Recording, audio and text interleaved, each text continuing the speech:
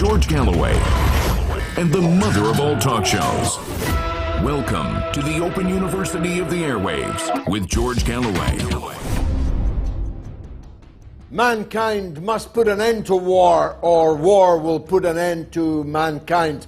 Thus spoke President John F. Kennedy just before the state he presided over put an end to him. Tonight we have war throughout the world.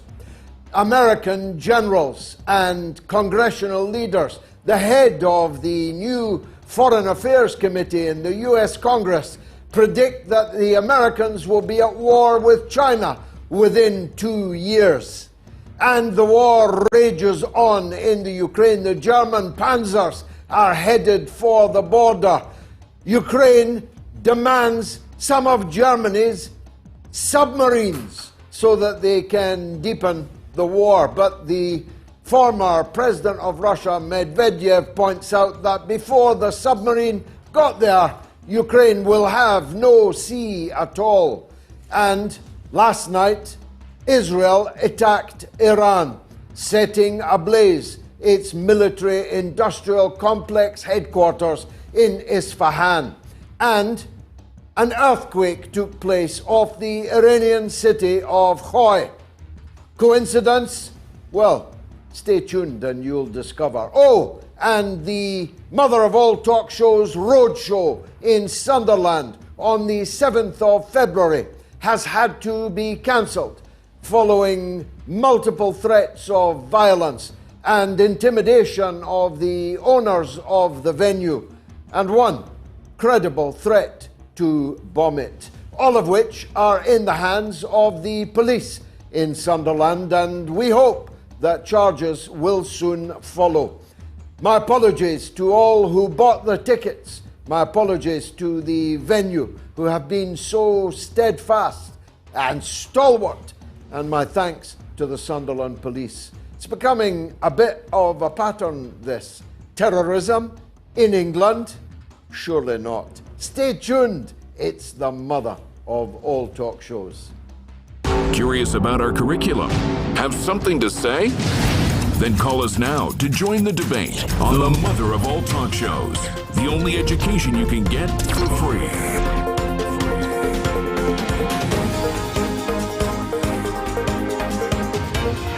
George Galloway, the mother of all talk shows. With George Galloway, the world is our classroom, and you're welcome to sit in and join the seminar. So many subjects, so many guests, I'll have to truncate my monologue for you this evening because we have to squeeze it all into 2 hours.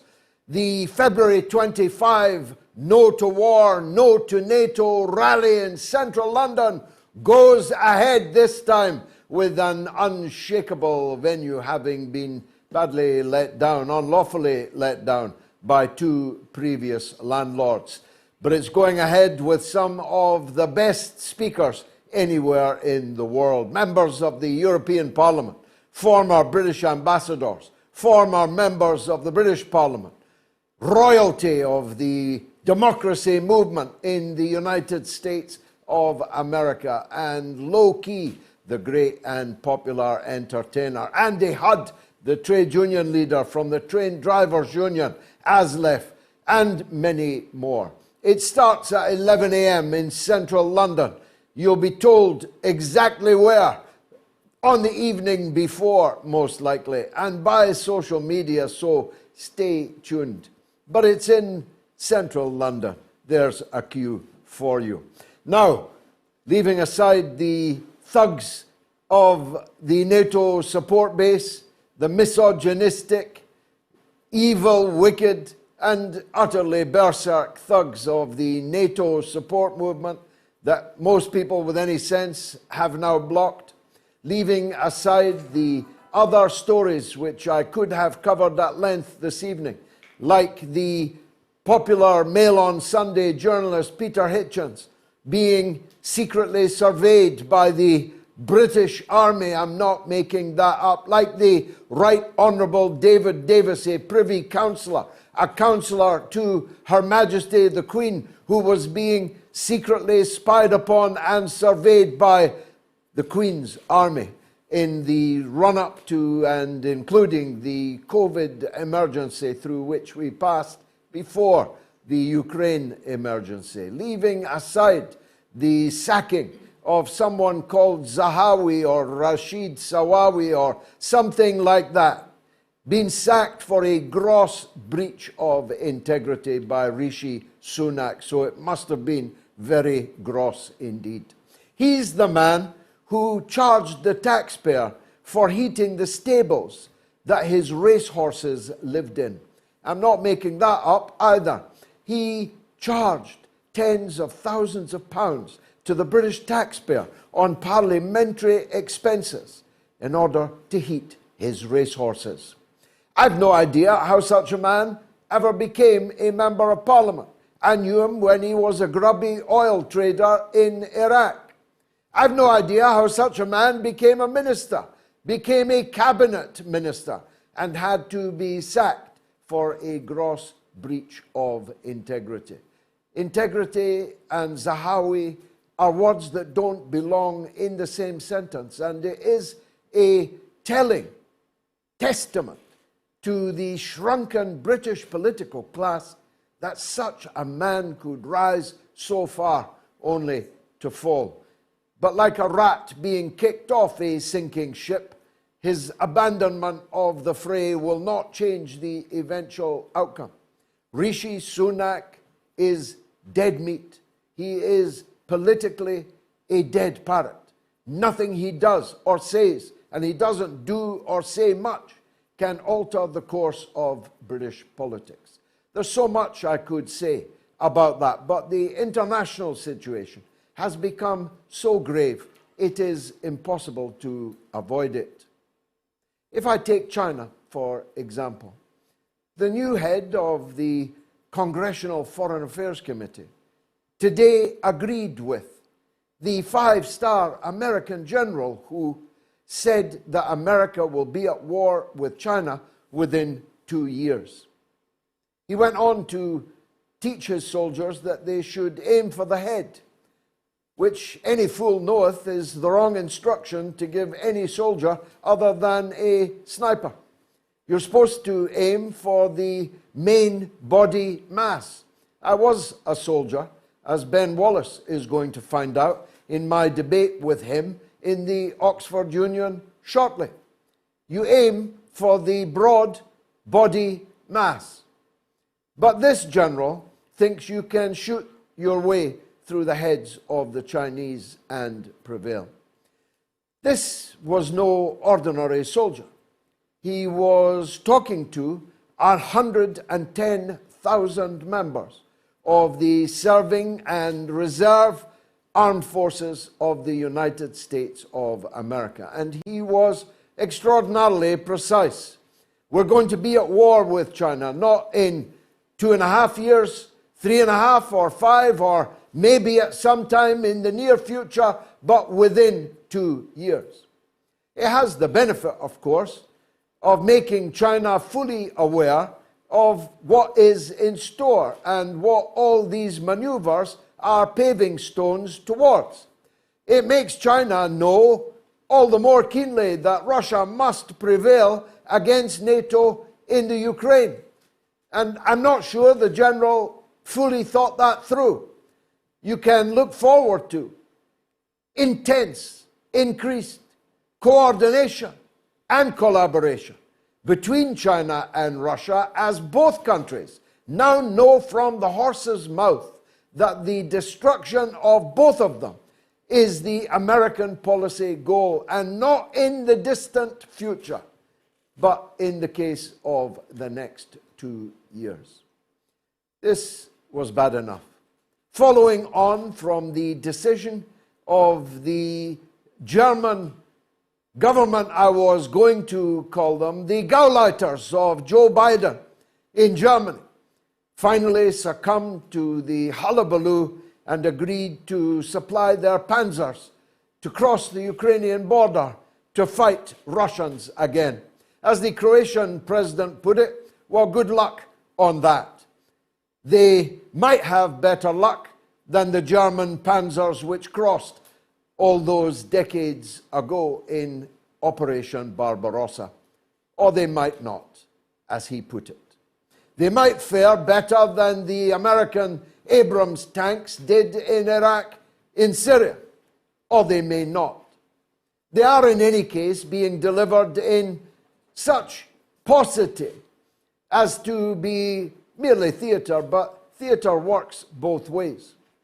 Companies in Russia are offering tens of millions of rubles reward for whomsoever can destroy a German Panzer or an American Abrams tank.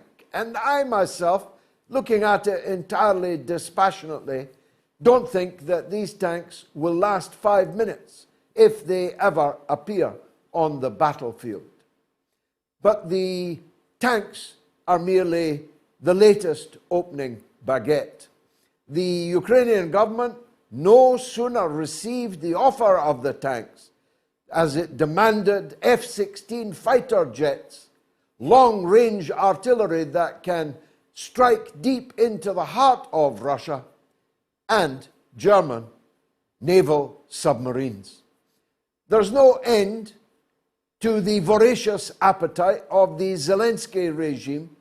Ukraine is a very demanding mistress, as Western countries are rapidly finding out. But all of this, just like the warning to China, concentrates the Russian mind wonderfully. They know that the madness of crowds may well have set in the West, and that no one can guarantee that no piece of military hardware or no military intervention from NATO can entirely be ruled out. And therefore, this war must be ended pretty damn quick. And that's what I predict is already happening. The city of Bakhmut, according to the Ukrainian Defense Ministry, has turned to situation grave. And grave is the operative word for thousands of poor young Ukrainian service personnel have already given their life's blood there. For a place that the Ukrainians first described as strategically vital, then when it looked likely to fall, as strategically meaningless, but is nonetheless being defended to the last drop of the blood of the last Ukrainian defender nonetheless. Bakhmut opens the road to the landlocking of Ukraine. Now, I have been saying for many months, a vital war aim of the Russian Federation. That way, there'll never be any German submarines. That way, it will no longer be anybody else's lake but Russia's. That way, Western Ukraine, or what is left of it after the Poles and the Hungarians have taken their pick, and the Romanians and the Moldovans have taken their pick, will be the rump Kosovo type NATO protectorate that I have predicted all along. But last night, perhaps an even more dangerous theatre of operations opened up. An earthquake hit the Iranian city of Khoy. It has injured hundreds, if not thousands of people. It has killed several people. There is no sign yet of the cause of this 5.5 on the Richter scale earthquake, but many are speculating, I'm not making this up, that a nuclear device was exploded in order to create that earthquake. No doubt, investigations by the highest international authorities will now be ordered by the United Nations Security Council. No, I'm only kidding. No doubt, the bombardment of vital Iranian military installations, which took place at exactly the same time, the same hour, in Isfahan, will be responded to with examination, investigation, and sanctions against the perpetrators. No, I'm only kidding about that also. According to the Wall Street Journal, and in the last hour, the New York Times, Israel carried out these bombing raids against the Islamic Republic of Iran overnight.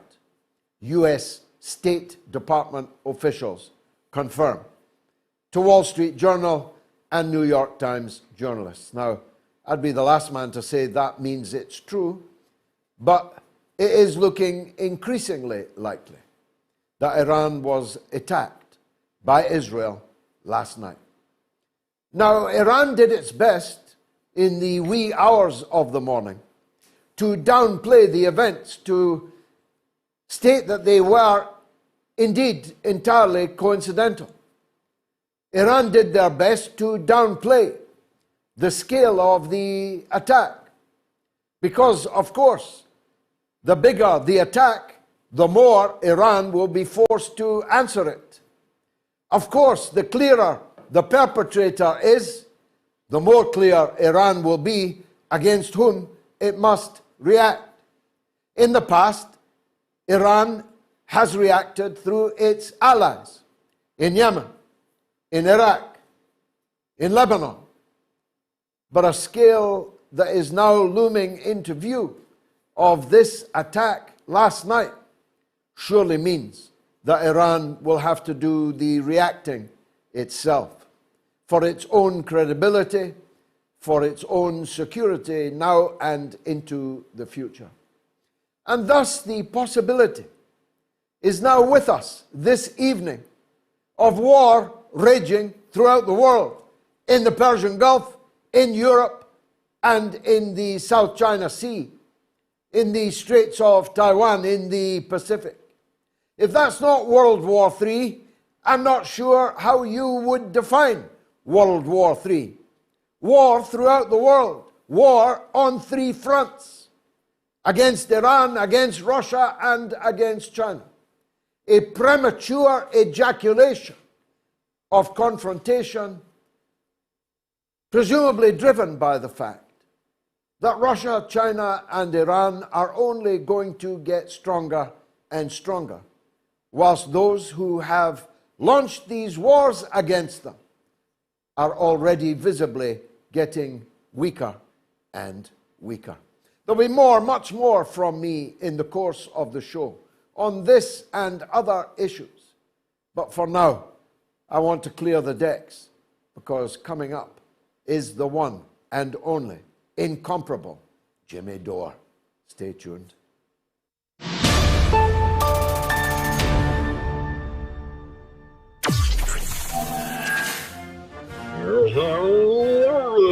Hello, America. It is me, Joe Biden. I think I'm not reading a prompter. I'm perfectly capable of speaking for myself.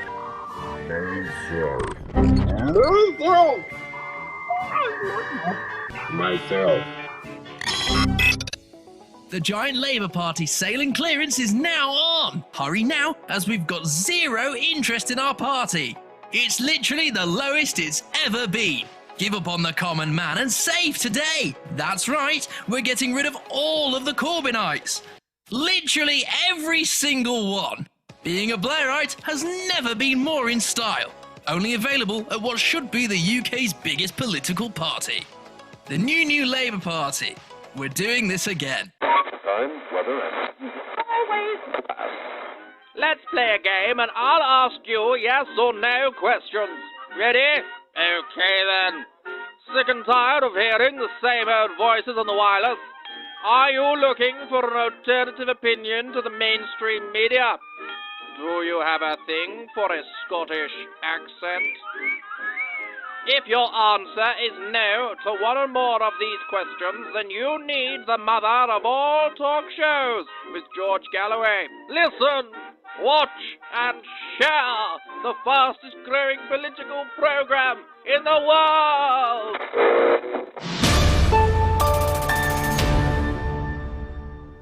774,000 people watched all or part of last Sunday's Mother of All Talk shows. With our first guest this evening, that number is definitely going to be exceeded. But first, We've got a poll running on my Twitter, on my YouTube channel. Please subscribe to it. I'm at 241,000 subscribers now. I'm determined to get a quarter of Jimmy Dore's number before the end of the year. And if you like, you can vote on my Telegram channel, t.me/George Galloway, or on the YouTube community poll. 7,591 people have already voted on the question, will we be at war with China in 2 years? A, yes, B, no. So get voting before the end of the show. If you want to comment on anything I've said or haven't said but should have, here are the numbers. If you're in the UK and Ireland, it's 08081965522. That's 08081965522. It's entirely free of charge. If you're in the US or Canada, it's +1 844 944 3344. That's +1 844 944 3344. And that too is toll free. If you're in the perhaps mythical rest of the world, it's 44 203 966 2625. That's +44 203 966 2625. The go-to man for anyone with any sense in the United States of America to try and make sense of what's going on in that crazy country and what that crazy country is doing around the world is the one and only Jimmy Dore, who joins us now, host of the legendary Jimmy Dore Show. Jimmy, let's start with a very somber matter indeed. The whole world has now seen the horrific body cam footage of the savage clubbing to death of Tyree Nichols in Memphis, Tennessee.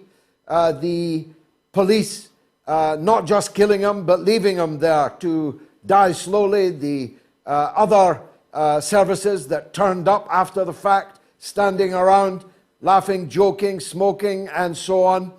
It's possibly the worst movie out of America that wasn't made by Martin Scorsese.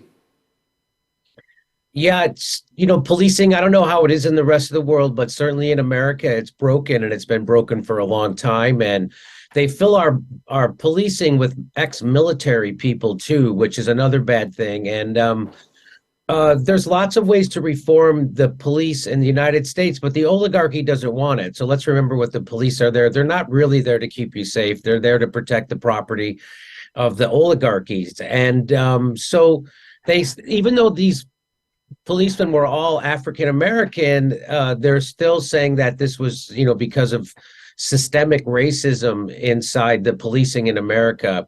I think police in America are just, they recruit the wrong people. They're out of control maniacs. They're hopped up on steroids. They don't live in the neighborhoods that they police in. So they don't see the citizenry in America as someone that they're supposed to serve. They see them as the enemy. And so, like, for instance, in Los Angeles, all the cops live 30 miles outside of the city, and then they drive into the city to police us like they're animals. So that's what happens. And there's really so we did a whole year of protests in the United States. It was the biggest protest in the history of our country. And what the Democrats did after that year of protests was they invented another police department, and they funded it with $2 billion. And then they gave many more millions of dollars to the police. It was the exact opposite of what their voters wanted them to do. So again, we live in an oligarchy. That's why there will be no police reform, because the police serve the oligarchs. It's the same problem with everything. It's why we don't have health care in America, the richest country in the world. It's why the richest country in the world, half of the people here are poor or low income. It's 80% of workers live paycheck to paycheck in the richest country in the world, because people don't realize that the United States, people in America think the United States is just regular corrupt. They don't understand that it's 100% corrupt, which is why we can send $100 billion to Nazis in Ukraine right in our faces when we won't send $100 billion to the United States so that we can fix homelessness or give people health care or a living wage. And the people see that this is happening now, slowly starting to see whether they will get joined together and rise up. They need a leader to bring people together. And what's starting to happen in America is people on the left and the right are starting to see that they share a common interest. And that's what actually scares the oligarchy the most.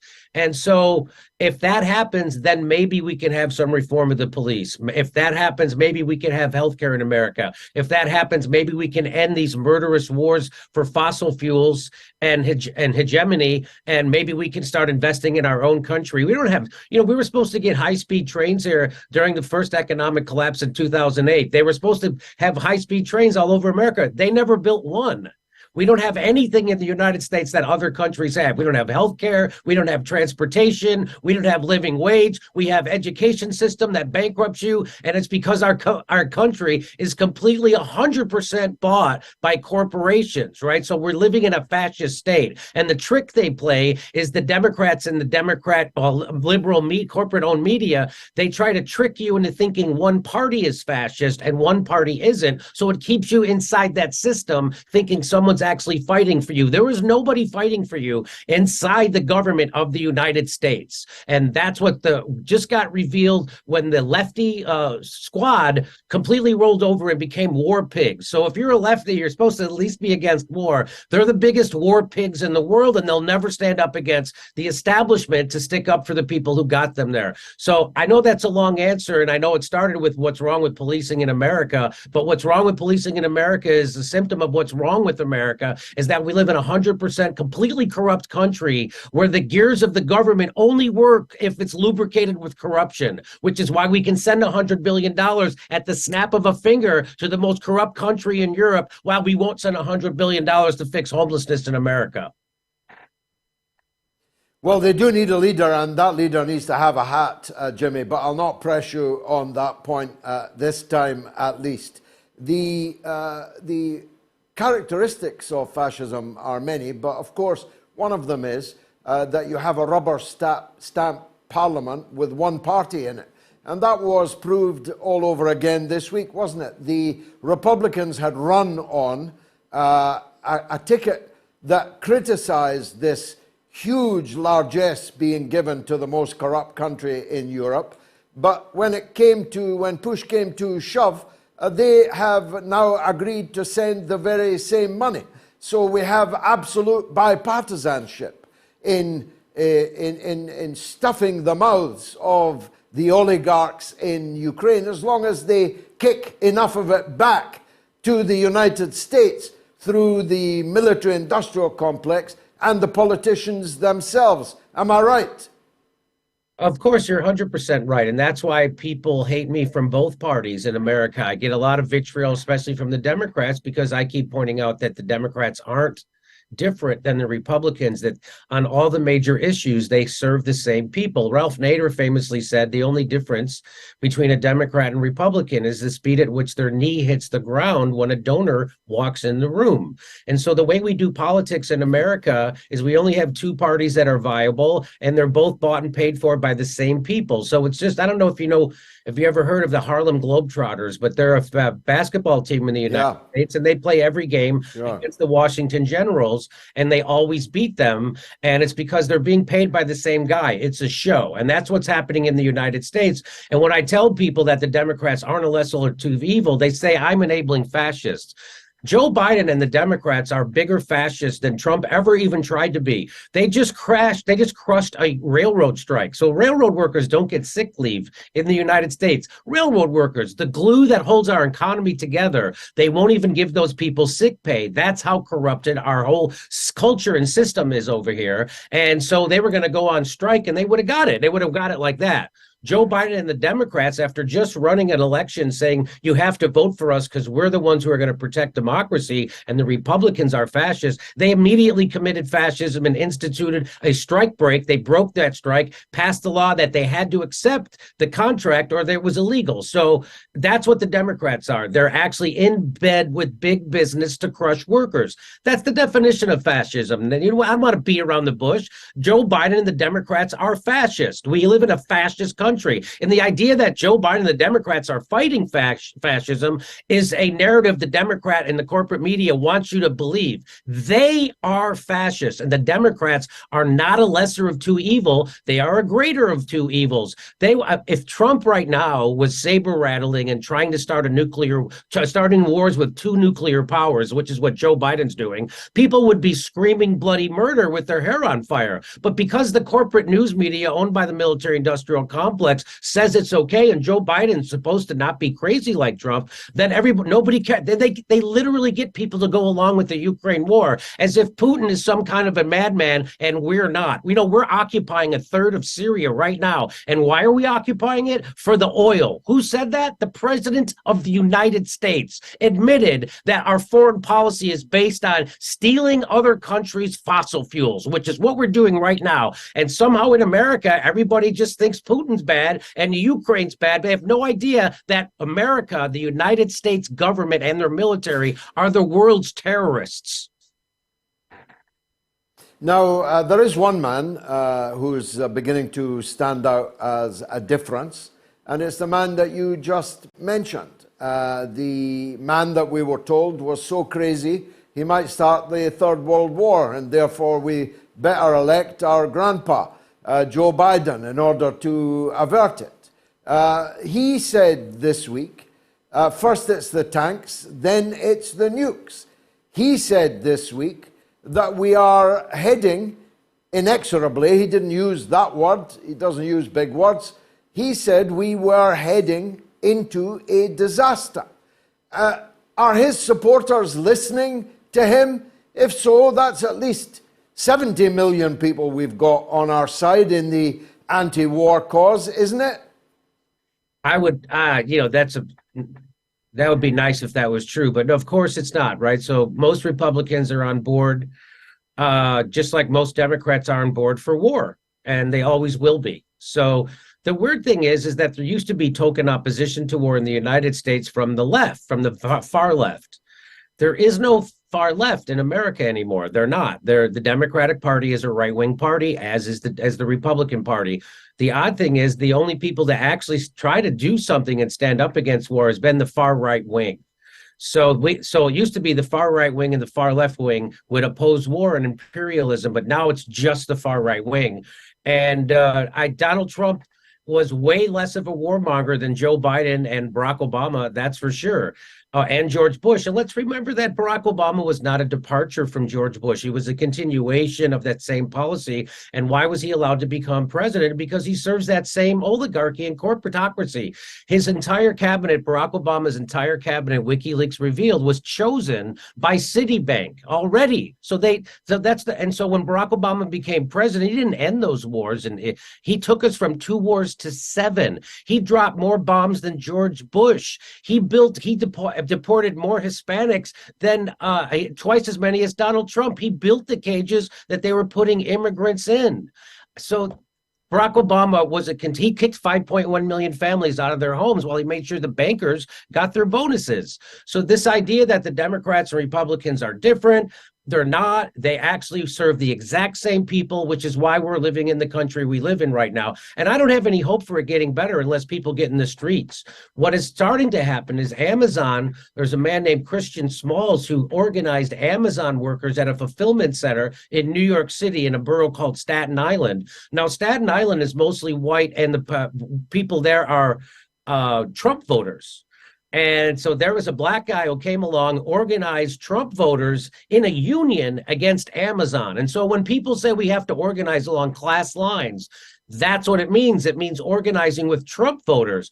But Democrats will never do that because the people who own them want to keep us divided and keep pretending that my enemy is my neighbor in America. My neighbor is not my enemy. My enemy is the oligarchs that control both parties, but they want me to hate my neighbor because of the economic pain we're feeling because the oligarchy did a controlled demolition of our economy during COVID, which we all know now came with zero science. And they want me to be angry at my neighbor because of the pain I'm feeling because my neighbor wouldn't take a vaccine that never worked the way they said it did in the first place. Well, I'm not going to hate my neighbor. I'm going to join with my neighbor, just like Christian Smalls did with Amazon, and I'm going to join against the oligarchy, and that's the only way to beat these guys.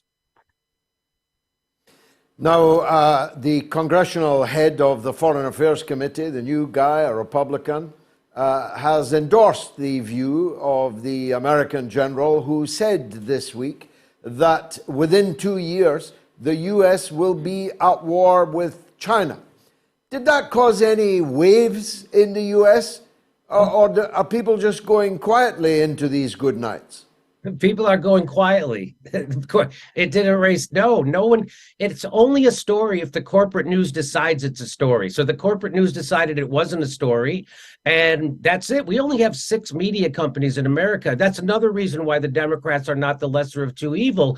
When I was young, we used to have 50 giant media companies in America, right? That's still consolidated, but we had 50 giant media companies. When Bill Clinton became president in 1996, he got rid of all the regulations. And so now they've consolidated the media power. There's only 6 media companies in the entire country. And so if you want to be a journalist, you have to work for one of the 6 oligarch corporations, and they control everything, as Chomsky taught us, with their 5 filters of propaganda. The first one is ownership. So there's nowhere to get that information that general said, or if you get that information, there's nobody to put it in context. The person who they have on the corporate news in America to tell you what that general meant when he said that, they'll bring on a guy from a weapons manufacturing company, somebody from Raytheon or Boeing. They'll bring on an ex-general who's working to sell more weapons to try to tell you what that guy said. That means it's good. We have to go to war with China. We have to do this. And they always say it's because we're defending democracy. What they're defending is their American hegemony, imperialism, and these are all wars for economic and fossil fuels. What's happening right now in Europe? Russia was supplying 30-40% of the energy to Europe. We Americans wanted some of that, and so now America all of a sudden is selling more liquefied natural gas to Europe as they blow up the Nord Stream 2 pipeline. So I don't know. They do it right out in the open, as Chris Hedges says now. They just lie, cheat, and steal right out in the open, and nobody does anything. Can people not? And it's weird to me that the people in Europe are putting up with this or Ukraine thing as if anybody gives a shit about the people in Ukraine, because they don't. What they want to do is get those people slaughtered in a proxy war for American hegemony. And you're a moron if you think that the United States is sending $100 billion in arms to a country because we care about the people. Look how much we cared about the Iraq people. Look how much we cared about the Libyan people. Look how much we cared about the Syrian people. Look how much we care about the Yemen people. Look how much we care about the Somalian people. We don't care about, and look about Afghanistan. 20 years we tortured those people. We didn't even know who the bad guys or the good guys were over there, as the Afghanistan papers revealed. We're the criminals. The United States are the terrorists, and Europe, for going along with them, are cowards. Yeah, cowards and fools. Lastly, and it's not something we expected to be talking about tonight because it is literally becoming more clear by the minute.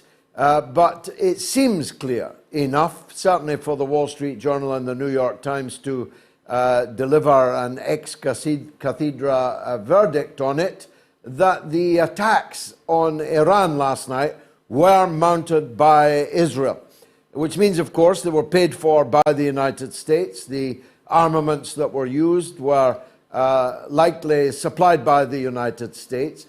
If true, would this be Israel acting on its own, of its own volition, or is this a deliberate move to open yet another war front by the U.S. administration?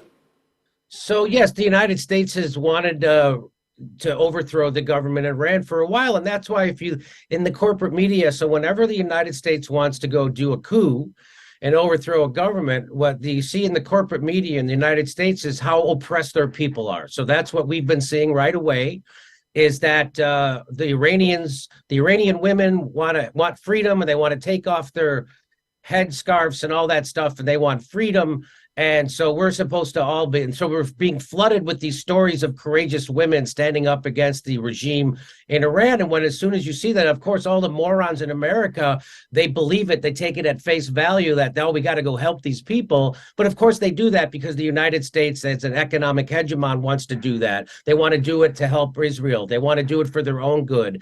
The United States is the word. So General Wesley Clark famously said on a show called Democracy Now about after 9/11, he went to the Pentagon. He was a general, went to the Pentagon, and he was shown papers that before 9/11, they had already drawn up plans to invade all the countries that they've been invading: Iraq, Iran, Syria, Libya, Sudan. We're betting all those goddamn countries, Afghanistan. So this has nothing to do with what they tell you about. And so, yes, again, the United States, Israel, the irony is Saudi Arabia, Israel, and the United States are the world's biggest terrorists, have been for the last 40 years, and ain't nothing going to change that.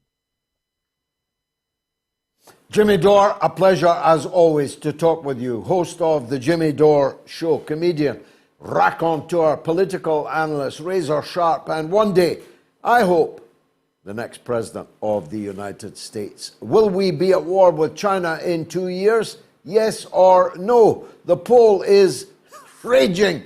10,000 people nearly have voted.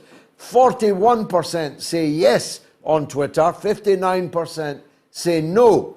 On YouTube, 43% say yes, 57% say no. On Telegram, 52% say yes, and 48% say no. Always the most perspicacious of our pollsters. And on the YouTube community poll, it's yes 45, no 55. Get your votes in now. I gave you the phone numbers. Let me give you them again.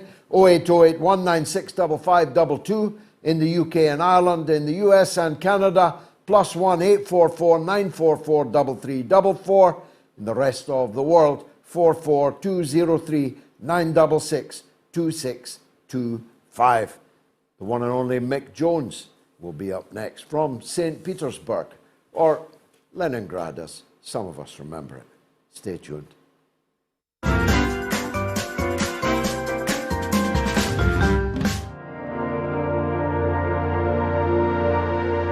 As the green smoke rose, their faces flashed out, pallid green, and faded again as it vanished. Then slowly the hissing passed into a humming, into a long, loud, droning noise. Suddenly, a humped shape rose out of the pit, and the ghost of a beam of light seemed to flicker out after it. Forthwith, flashes of actual flame, a bright glare leaping from one to another, sprang from the scattered group of men. It was as if some invisible jet impinged upon them and flashed into white flame. It was as if each man were suddenly and momentarily turned to fire.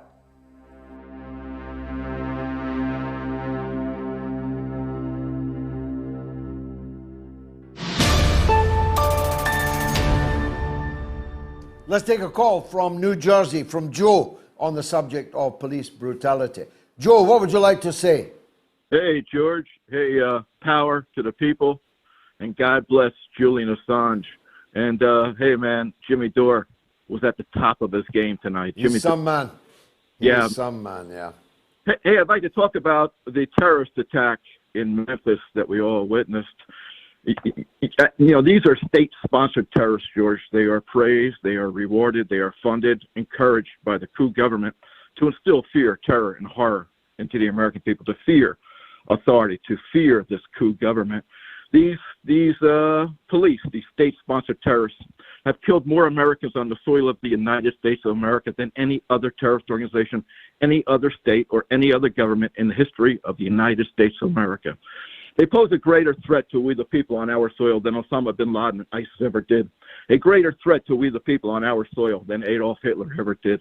And nobody in the history of our America has posed a greater or more imminent threat to our freedom, our liberty, our democracy on our soil than these state-sponsored police.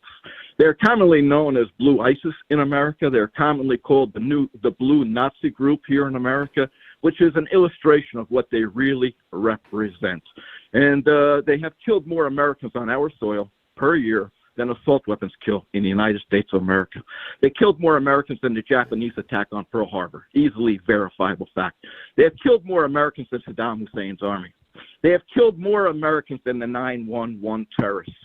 And we can see what the Palestinian people face on a regular basis because our police have been brought into our America by the coup government to train our police to use the same brutal methods and these same brutal tactics against our minorities that the IDF uses against the Palestinian people. And, you know, our police have killed 32,542 Americans on our soil since between the years of 2000 and 2022. The North Koreans have killed, or the Koreans killed 36,516 Americans. The Vietnamese killed 58,000 Americans, while our state-sponsored terrorists, the police, have killed 32,542 Americans. As our government spends over $800 billion a year telling the American people that they use this money, our money, to keep us safe, but yet they fund these state-sponsored terrorists. They fund these police to mass murder the American people. They pose a greater threat on a regular basis to the American people than the school shooters or the mass shooters in America. You know, so that's my comment, George. And again, best wishes to Jimmy. Well, Dore. it's very, very powerful. Yeah, it's very, very powerful, Joe. Food for thought. I've got some thoughts on it, which I hope to get time to adumbrate later in the course of the show. But you've really got me thinking. I had no idea of the scale, the comparative scale. But there it is. Joe in New Jersey on the mother of all talk shows says the American police have killed more Americans than any other terrorist group or foreign state foe in the last century or so. It's a chilling claim. We'll investigate it in due course. Now, what will become known as the Munich tape was something me and my good wife Gayatri just put together ourselves, literally on the streets, at a street cafe, because we were so outraged at the decision made to exclude Russia, the liberators of Auschwitz, from the 78th anniversary commemoration of the death camp's liberation. The insult that was added to this injury was that Ukraine, governed by people who worship the guy who killed, alongside the Nazis, an almost uncountable number of Jews and Poles and Russians and Ukrainians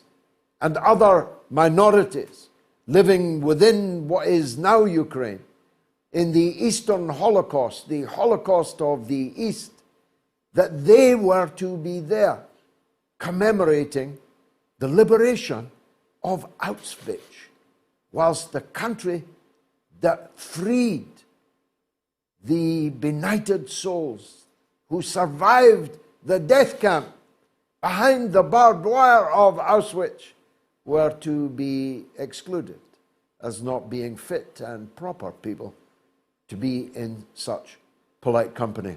Here's the Munich tape. Tell me what you think of it.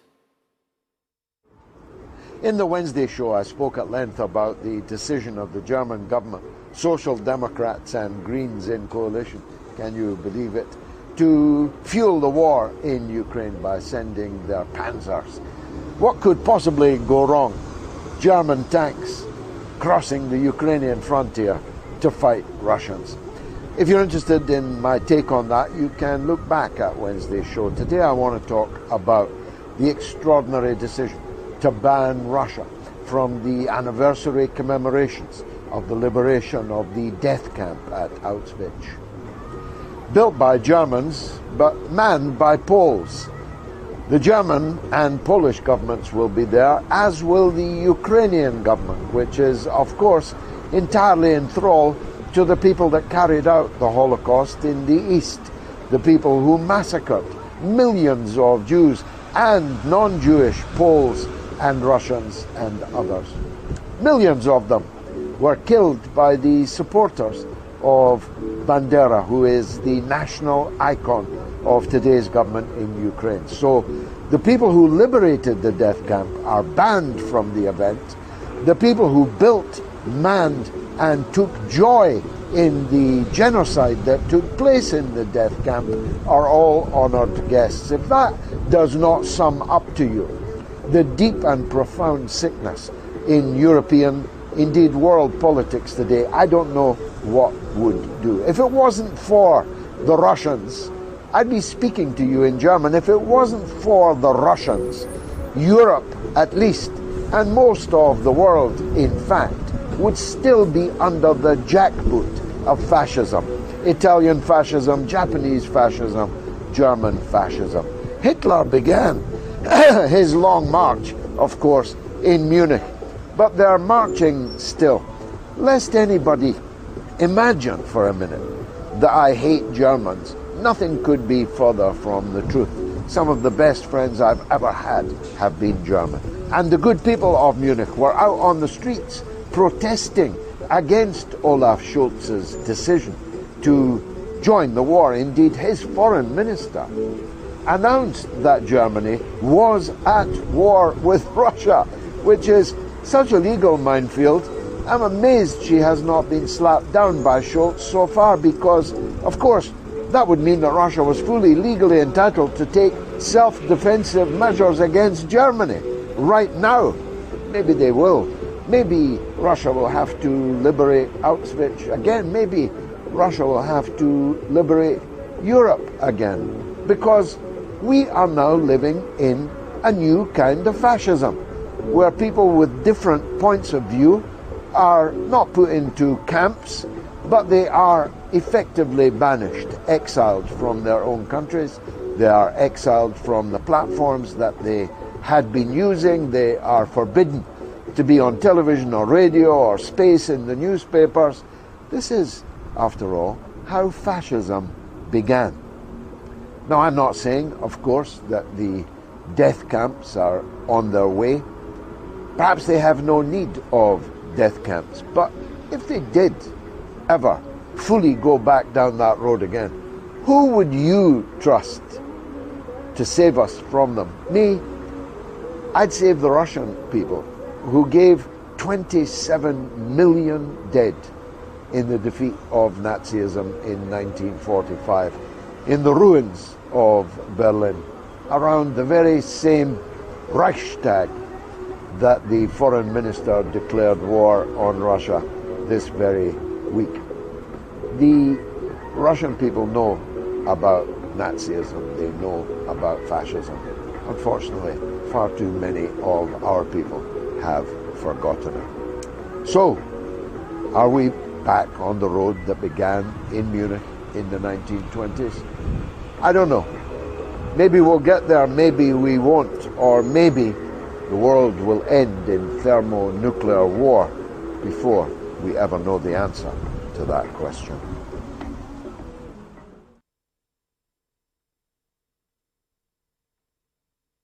Let me know what you think about that. 0808 196 5522, or in the US, +1 844 944 3344, or in Germany, perhaps 44203 966 2625.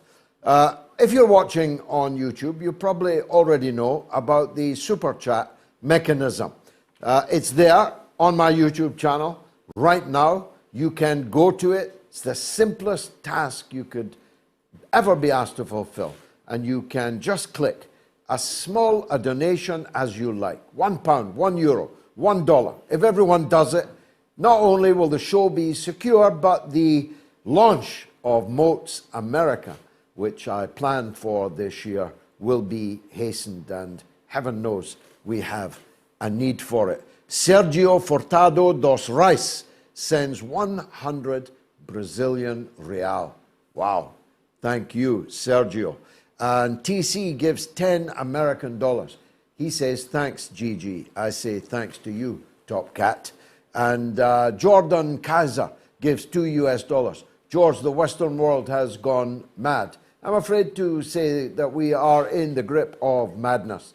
And the great majority of the people are sheep. Some are wolves, some are hyenas, some are jackals, but most of them are merely sheep, herded like fools onto a truck, which may very well be taking them to their final destination. Dino Pantelaukas gives $4.99. Thank you, Dino. Hi, George. I've had a few problems. Sorry, I haven't donated in a while. Let's get MOATS America going. Solidarity from New York. Solidarity to you, Dino. Thank you. Daniela Modos Cutter, one of my dear supporters on Patreon too, sends £4.49. Thank you, Daniela. My good friend Albert Sontag in the US gives $10. As always, Bauke Janduma in the Netherlands gives €11. Eternal shame on Gauleiter Scholz and Gauleiterin Baerbock. One of those is a Social Democrat and the other is a Green. Talk about the lesser of two evils. They're the greater of the two evils in German politics, just like Jimmy Dore described the Democrats in the United States, and just like I describe Keir Starmer's misnamed Labour Party here in the United Kingdom. Phil McGrath sends £5. Thank you, Phil. Kyle Woole gives $5. Thank you, Kyle. Ange 2099, £4.49. Joe, she says. And the amazing Blumpkin, $10. George and Jimmy on the same show. Epic. Dore 24. Go for it, Jimmy. Run, Jimmy, run. Elise Tack sends $5. Wish the Red Army had liberated Auschwitz a year earlier. Then I would have had grandparents and a big family. Very powerful and beautiful statement. Now let's get back to the lines. Ian is in London, in Hounslow, on No to NATO. Go ahead, Ian. Hello, George. Yes, I know we've had this No to NATO Garin sort of put on ice due to external forces, but I have a suggestion. At the Royal Leonardo Hotel in Prescott Street, where Labour are having their regional conference, there's a nice pub across the road called the Princess of Prussia. We can go round and round with our placards, like a moving meeting, round and round. Because we're moving and we're on the public highway, they can't do nothing about it, technically. So, well, I'll tell you what, Ian. You up for it? No, I've certainly not lost my mojo. We're starting at 11 o'clock. We've got a venue. It is rock solid.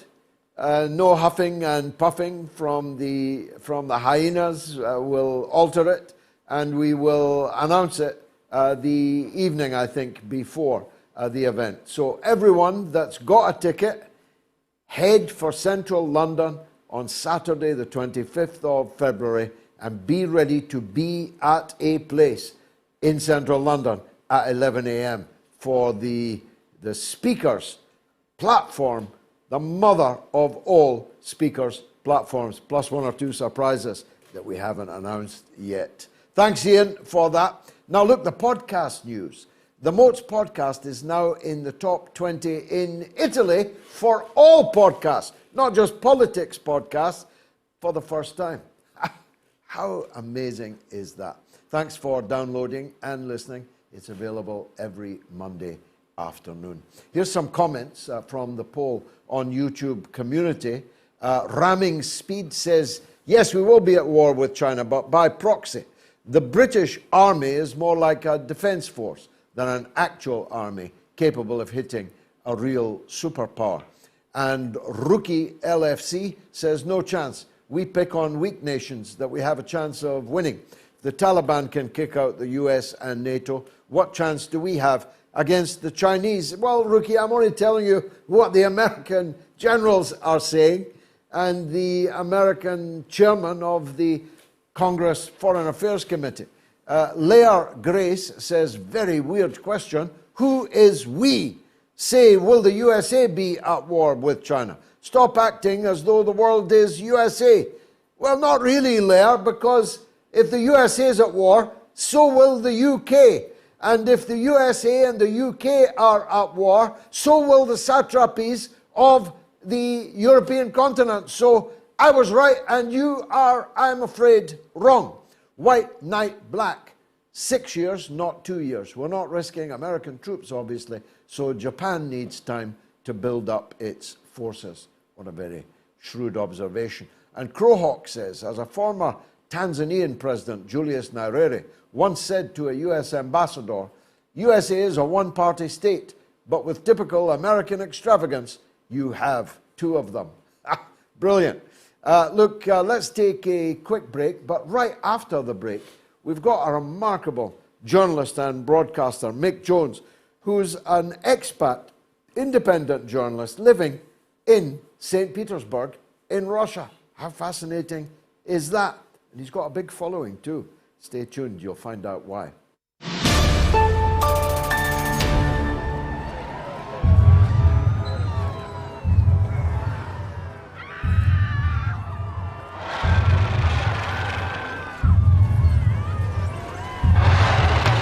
Mr. President, we got a report of a 50-foot woman marauding through Washington, sir. Thank you, Captain.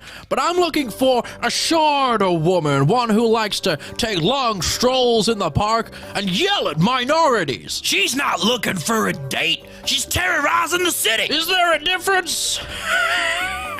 A little levity. Call in the military. We are the military, sir. Boy, we got here fast. We better do something, right? Shall I scramble the jets, Mr. President? No thanks. I'll just take a muffin and some coffee.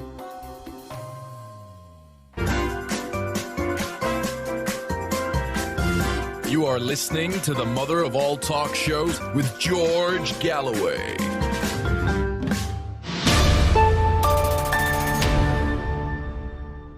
Mick Jones played up front for Leeds United, of course. It's Mike Jones, the celebrated expat journalist in Russia, who joins us now. Mike, thanks very much for coming on the show. Tell us, for starters, how you got to be living in St. Petersburg and doing so well as a journalist and broadcaster.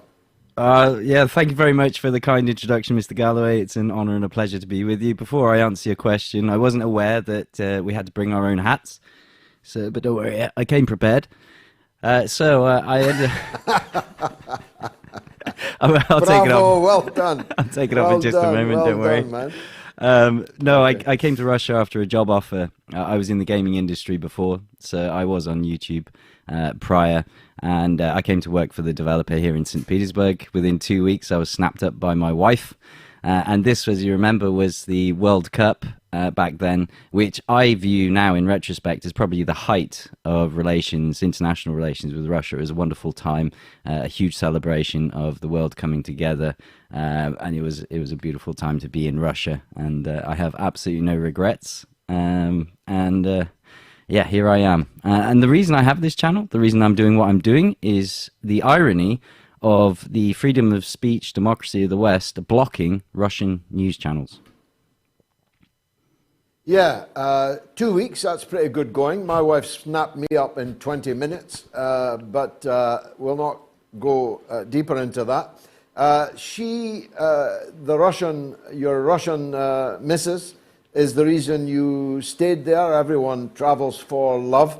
But I'm sure by now you've fallen in love with Russia and its people, because what's not to love?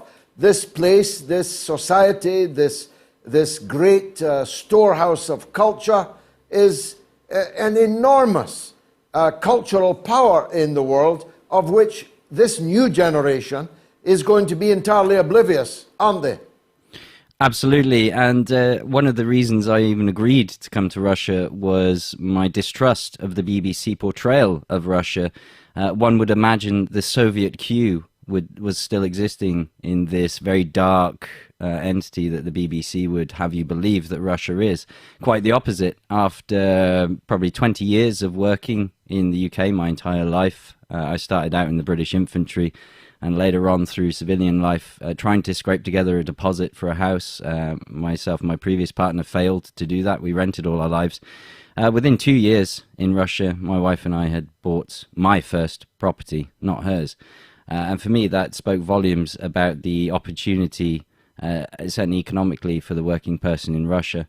It's going on the culture. One of the first things that struck me was one of the first victory days was the March of the Immortal Regiment. With recent events, I think this is extremely pertinent with the memory of the people who have granted, certainly Russia, and of course many of us in the West, granted us these freedoms that we enjoy today. That, criminally, I find the younger generation are not being educated to the same degree that the youngsters in Russia are. That gratitude for all the freedoms that they enjoy.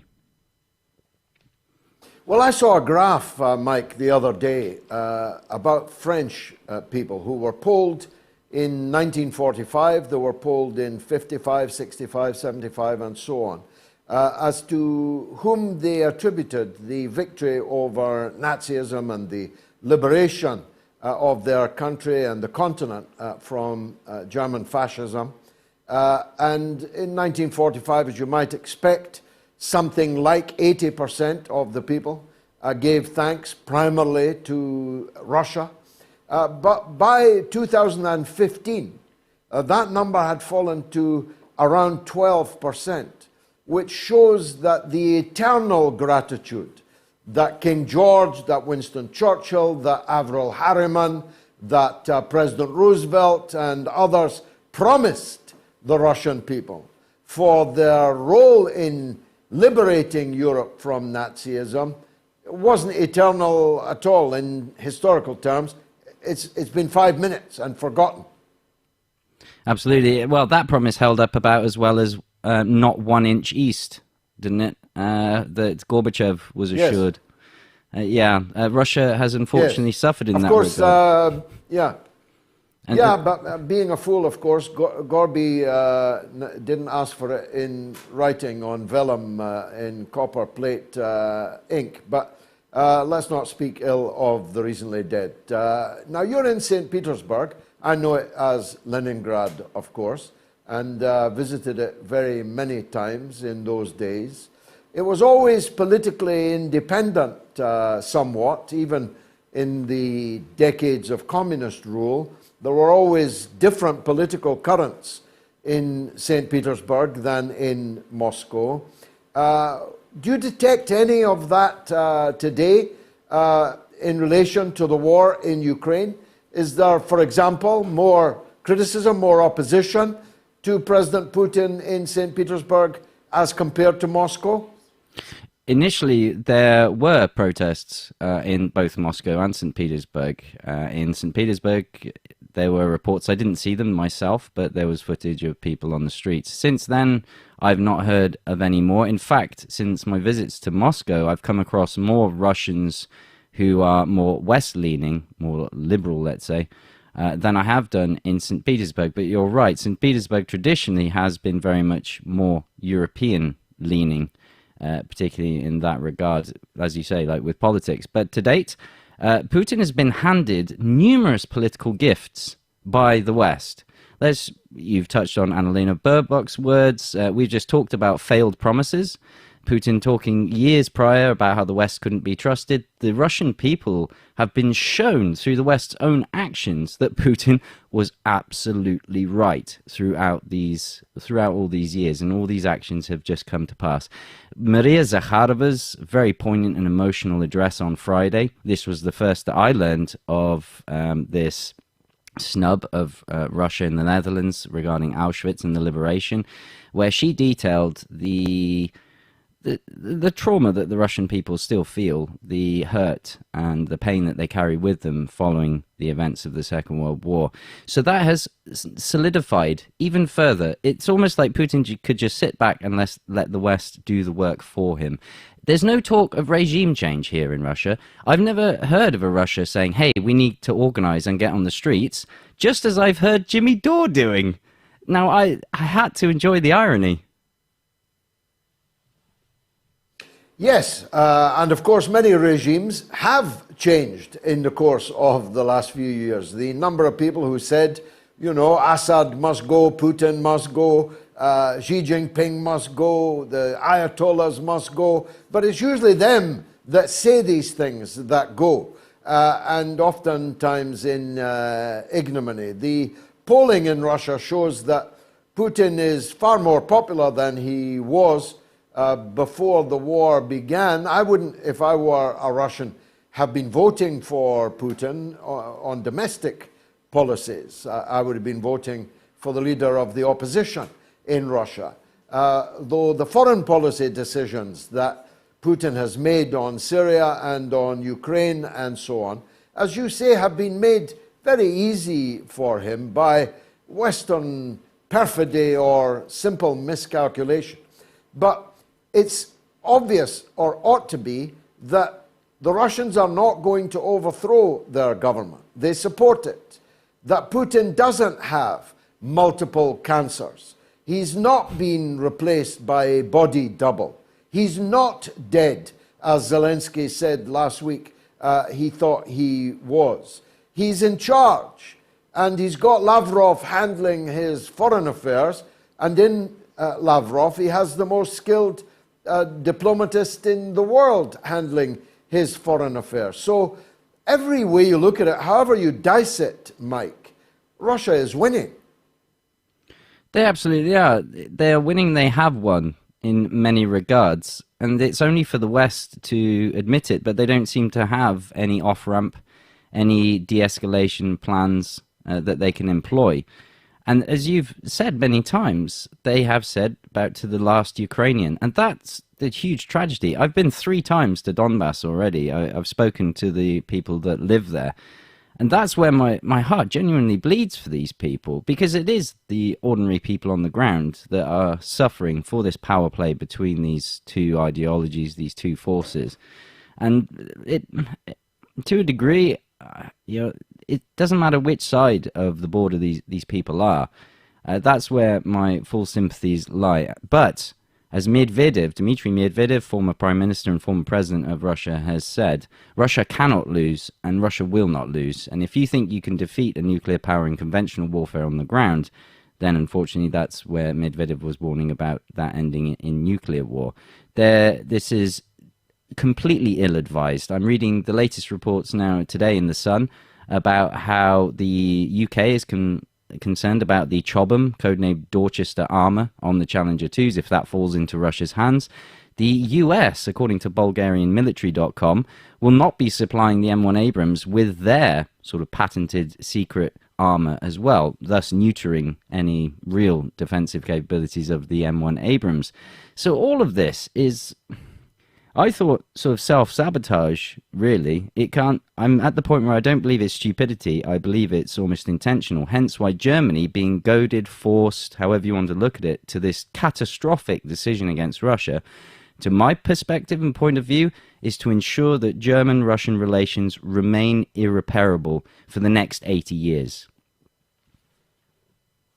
Yes, I think that's probably about the size of it. Now, you're a former military man, at a boy level, a cadet level, so was I. We both know, I think, that you could fit the entirety of the British Armed Forces into Villa Park if they were unlucky enough to be forced to watch Aston Villa play. We will not be fighting Russia. It will be the United States that will have to fight Russia. What would be your message to the fathers and mothers of potential US servicemen sent into a conventional war against Russia? What would your advice be? Goodness me, that's a terrible spectre to consider My advice to them would be, well, if it's your own son and daughter that's sent and fulfilling their oath to their country, then that's a very difficult thing to advise upon. My main thing for everyone on my channel has been, I remember the words of my grandfather and what he told me about his experience, and how I believe Russia is on the right side of this, certainly ideologically. I would only be able to extend my sincerest sympathies and hope that those people wake up. And again, similar to as Jimmy Dore has just said, you need to write to your representatives and try and exhaust all these instruments of democracy that you have. And if those fail, you need to get out on the streets to really demonstrate your disapproval and lack of consent for this bloodletting that I believe we're seeing. Who are your audience, Mike, and how do people reach you? Because you're so impressive, I'm sure lots of people watching tonight will want to do so. Thank you very much indeed. Well, most of my audience come from Western countries, a lot of them from Canada, surprisingly, Australia, America, and of course the UK, among numerous other countries. My main platform is mainly YouTube. Like yourself, I have a Telegram channel as well, where I share some of the updates that are not deemed suitable for our Western overlords on YouTube. And that is the main sort of channels that I use to reach people. Well, you're too young to remember Mick Jones, though your father might remember him. He was quite a handful as centre forward in a very tough Leeds United team. I remember him fondly because I kind of like that sort of thing. Mike Jones, thanks for joining us on the mother of all talk shows. Thank and more you power to your microphone. Will we be at war with China in 2 years? You've still got about 40 minutes to vote on my Twitter, on my YouTube, on my Telegram, or on the YouTube community poll. Coming up after a very short break is the one and only Faran Fronczak. Stay tuned.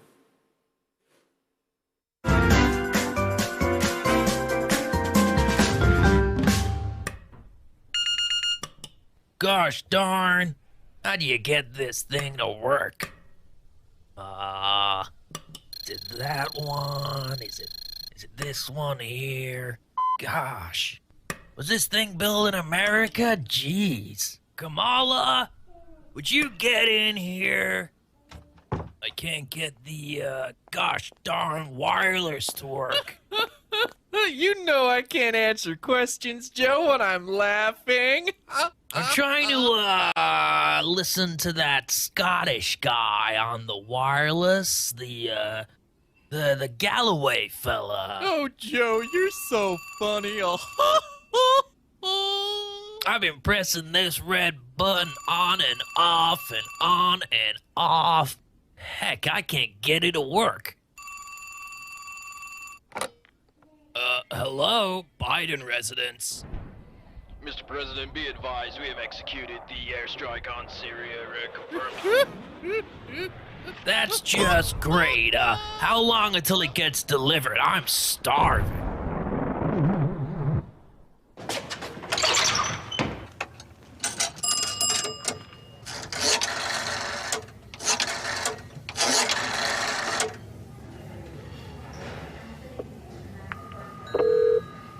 Let's take a call. Go ahead, Kenny. Hi, George. Yeah, I just want to talk about the trans issue that you were speaking about earlier. Yeah, I've got a book in front of me by Douglas Murray, and he's got a paragraph here that I'd just like to read out, if that's okay. Oh, yeah, go ahead. Okay. I was standing on the corner at a quarter. All right, I'll get him off. He's a nutter. He's a nutter. In the UK, it's 08081 965 522, and in the US it's +1 844 944 3344.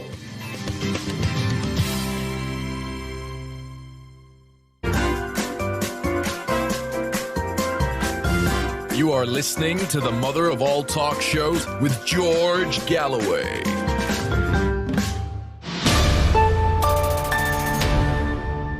He turned out not to be a nutter at all, actually, Kenny, in Acton. He's a fine fella and frequently has entertained us since. But that was his first outing, and I just loved the segue from a book by Douglas Murray to I Was Standing on the Corner.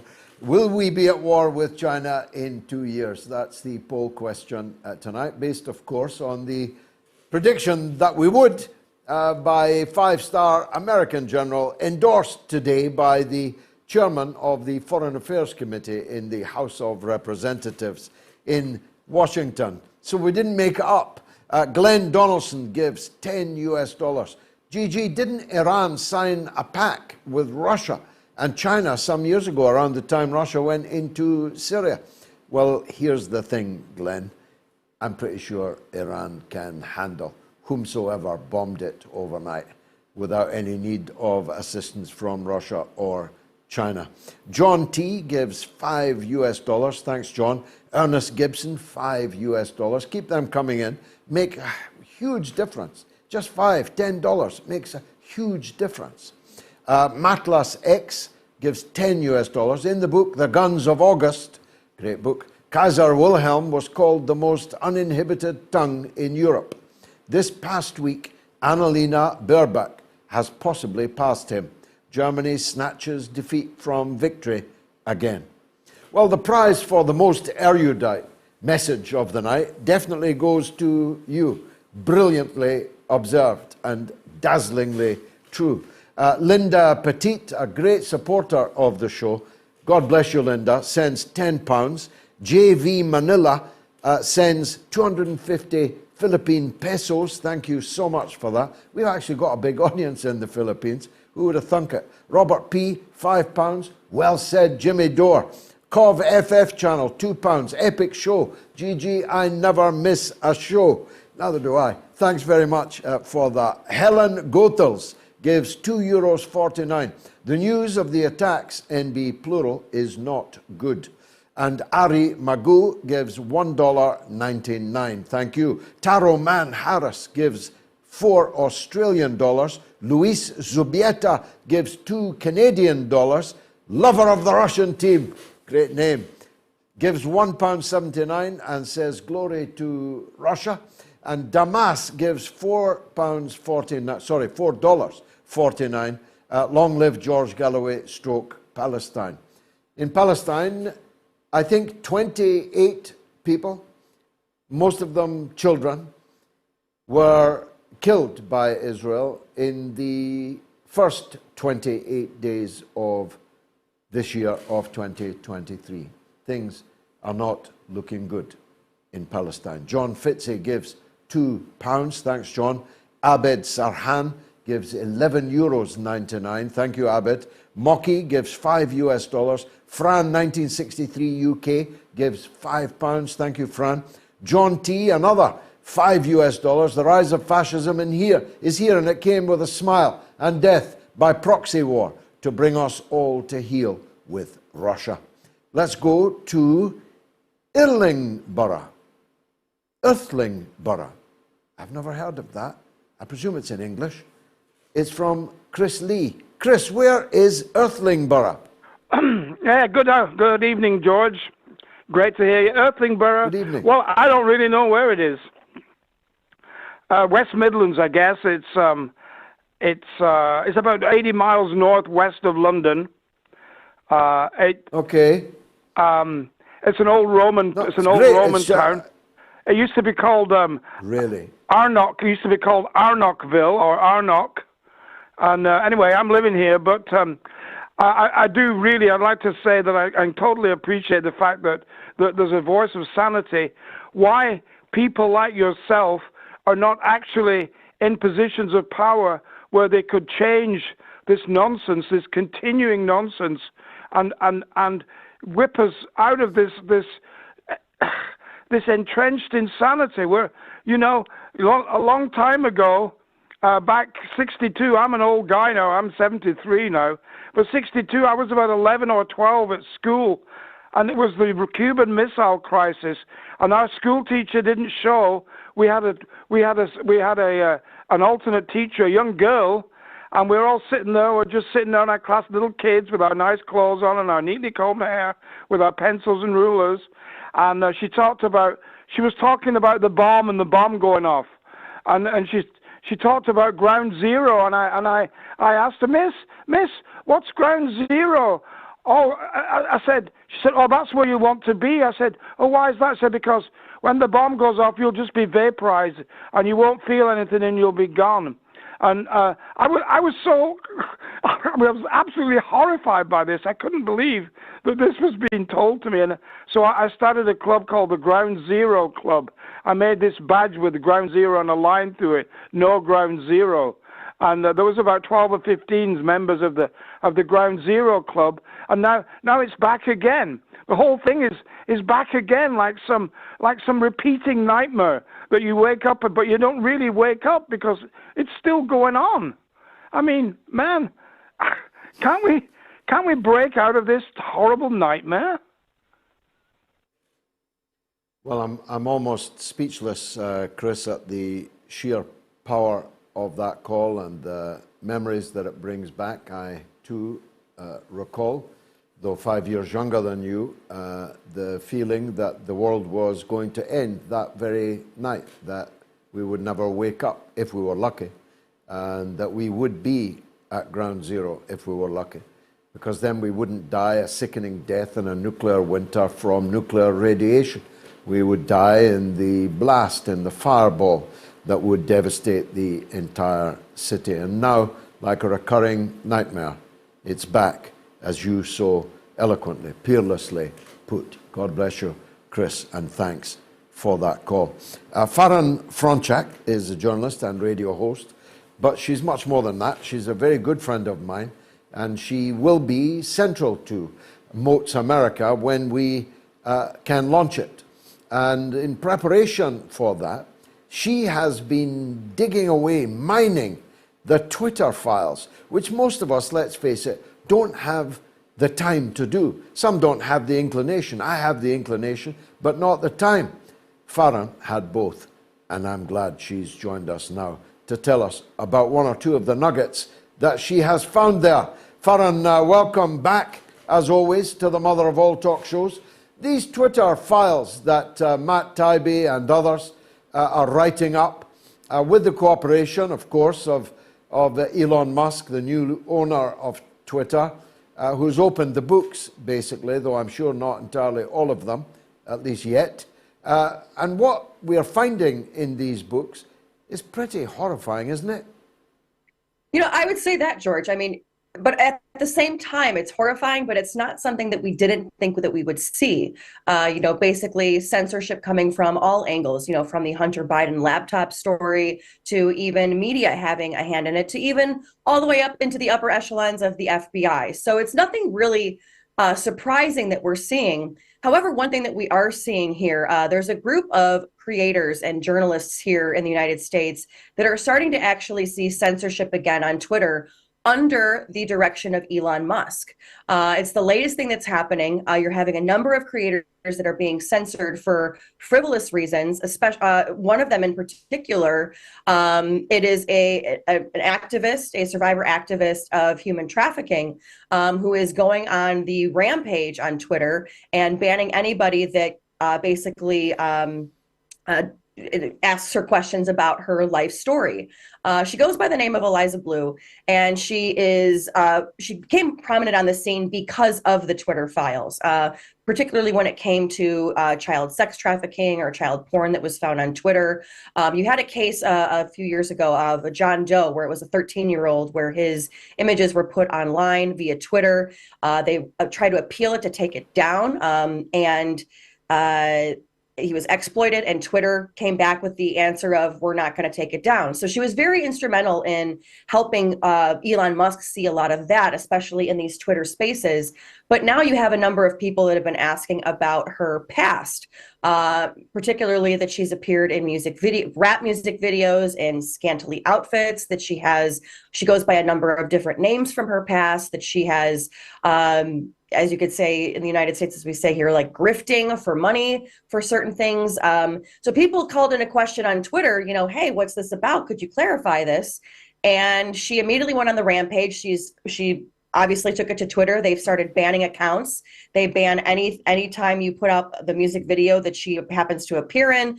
They take it down. They either ban you. So this is something that's starting. It's starting small, George. But the fact that nobody in the mainstream media here in the United States is picking this up is honestly shocking, because you're having basically a meet the new boss, same as the old boss kind of situation going on with Twitter right now. Well, that's certainly true in my case. My case against them in the Irish courts is proceeding. It will reach a very important juncture in February, just a few weeks from now, in mid-February. I have to go and swear an affidavit and so on. And we get no answers and certainly no action from Twitter, though what their defense is going to be now is almost impossible to discern, because Elon Musk has himself revealed the massive corruption in the relationship between Twitter at the top before he arrived and the deep state in the United States and in other countries. So I'm not sure how they're going to defend my case. I might have to settle for a fleet of Teslas, not the Mr. and Mrs. 2 that I was originally looking for. But the censorship has eased in some regards, but has tightened in others. And in still others, it's neither here nor there. So our friend Garland Nixon is banned today, banned tomorrow, back again the next day, back for another day, banned again. Ditto Scott Ritter and many others. It's as if there's not a steady hand on the tiller. Perhaps when Musk's there, things get better. When he turns his mind to his other businesses or his 9 children, perhaps, the cat's away, the mice start to play again. What's your take on that? Well, that's just the thing, George, and that's why I think the mainstream media really isn't touching it, especially the likes of like Fox News, who was like glorifying it. He was like the second coming of Jesus for when he took over Twitter. And now you see that like nobody is touching this censorship issue. And it basically is, again, like that meet the new boss, same as the old boss situation, where if you happen to be close to the CEO or close to the manager, you're able to get certain things done the way you see fit. If you know, and that's the one thing that a lot of people that are really free speech fighters here, including, you know, those that are very pro Julian Assange, which this activist actually, who's now going on and banning everybody, she actually showed up at Julian Assange rallies and was saying that she was pro free speech. And now it's turned around to where, oh, wait, if I don't like something that you say about me, I can get you banned. Or if you put out a video about me, I can get you banned. And that's where a lot of these smaller creators, even some large ones too, that have 1.4 million followers, like a kid named The Quartering, banned because they reposted this stuff. And people are asking and shaking their heads like, wait a minute, Elon, weren't you the beacon of free speech saying that how everybody had a voice in all of this? And now the fact that somebody that's tied to you or that you have a close relationship with, now they can go on the rampage and start banning people. It doesn't make sense. And that's where, again, so the likes of like a Fox News or, you know, OAN or, you know, The Blaze or all these other Republican outlets that should be picking up on this aren't even touching it, because I think a lot of it is that they don't want to get Elon upset or they don't want to make anybody mad, or it's kind of that, you know, oh, we don't want to get censored too. And so really, what's the difference between Jack Dorsey and Elon Musk at this point? And a lot of people, a lot of, you know, haters will say like, oh, well, you know, they're going after Elon Musk. That's why this is all happening. Nobody want, you know, they want to, you know, everybody's on the rampage to go against Elon Musk. Well, you said it was going to be totally different when you signed on. I get that sometimes writing code takes a bit of time, and the algorithm, you know, he even said that he would probably have to blow up the algorithm because it was so inundated with all these restrictions. However, we're starting to see the same things again. And it's like, you know, and mind you, this story of this activist and her past, whatever it may be, they're hiding it the same way they did the Hunter Biden laptop story. And that's one of the things that this small group of both people on the right and the left are like, what's going on here? We need answers, and we're not getting any. Fascinating. Finally, Faran, speaking of that kind of thing, amazingly, maybe this only happens in America, it wouldn't happen here, the convicted child trafficker and abuser, Ghislaine Maxwell, gave an interview on British television. Well, internet television owned by Rupert Murdoch, Talk TV. I wasn't sure how she managed to do that and what the import of what she had to say was. My heart breaks for her as a vegan in the the difficult dietary situation in the pen. But it seemed like her main purpose was to give a free pass, a get out of jail card, metaphorically, to Prince Andrew. What was your take on all that? You know, I think a lot of people here in the United States, you know, you have people that are either completely obsessed with the monarch, whether in regards to the whole Meghan Markle, Harry situation, but then looking at this instance, like with Prince Andrew, as you say, and Ghislaine Maxwell saying that she wanted to do that. I mean, Americans are looking at this like, wait a minute, you know, there's so many Americans still here that have questions about Epstein Island. What was going on with that? You know, but I think more of the biggest bombshell is that Ghislaine Maxwell was basically saying that she thinks that Jeffrey Epstein was murdered. You know, you have a lot of Americans that still want to ask and have questions answered, but we're just not getting those answers. And I think Americans are at a point now where when we don't get answers from our government and it's just sit down, hush, hush, we're going to take it from here. You have a lot of Americans now that are just really fed up, to be frank. You know, you were talking to the one and only Jimmy Dore, Chicago's very own. I'm a Chicagoan myself. And, you know, when you don't get these answers, that's when you have to take it to the streets. And that's where I think a lot of people, you know, we have this big anti-war rally coming up here in February, which I'll be at here in DC. But I don't even think it's also anti-war. I think it's going to be anti-censorship, anti a bunch of other different things, because Americans just aren't getting answers. And we're being told to sit down and be quiet. And again, the big oligarchs here, they say that there's Russian oligarchs. We got oligarchs right here too, baby. And they're telling us that, you know, that they know better than we do. So just, you know, take it or leave it. And Americans are just fed up, really. Well, Jimmy was not so much on fire this evening as going nuclear. And he's already raging against the war machine. And I'll be there in spirit with you at the Lincoln Memorial. Thank you, Faran. Amazing. Stay in touch. Keep mining those Twitter files for us, because we'll need you. Will we be at war with China in 2 years? 10,700 people have voted. And most of you narrowly think that we will not, but it's more or less 50-50, which is, I think, the best kind of polls. Let me take a 60-second break, and then it's your calls all the way to the wire. Stay tuned.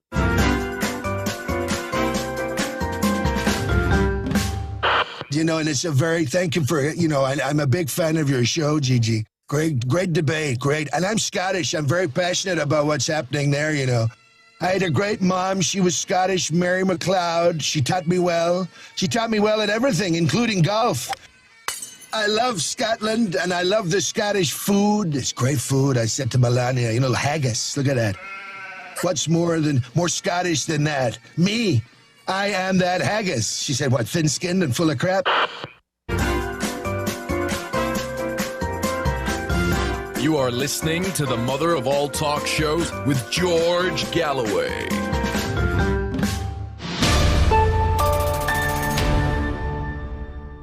YouTube comments, Tom McTeague, say their names: Afghanistan, Iraq, Libya, Yemen, Palestine, Somalia, Vietnam, and Ukraine. American freedom in action.